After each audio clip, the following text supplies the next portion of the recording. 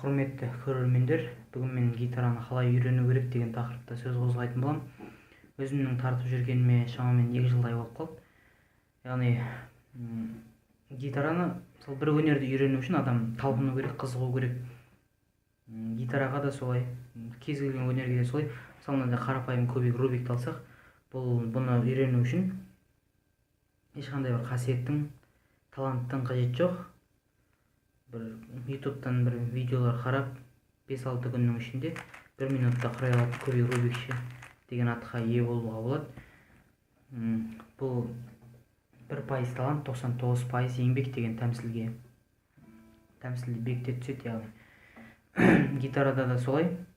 Кейбіреулер айтып жатады, ата-бабамда болмаған, менің папам тарта алмайды, мен де тарта алмаймын деген сияқты.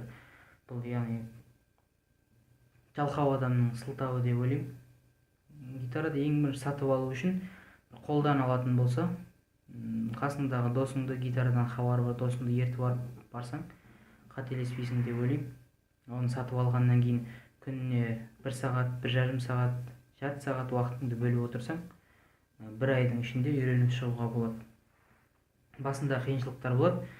Гитарамен әнді, аккордпен әнді сәйкес келтіре алмай, гитараны тастап кеткім келетін жағдайлар болады. Осындай кездерде өзіңді қамшылап, қызығып талпынатын болсаң, үйреніп кетуге болады. Келесі видеода мен гитарада бой деген болады, яғни қағыс, соны үйрететін боламын.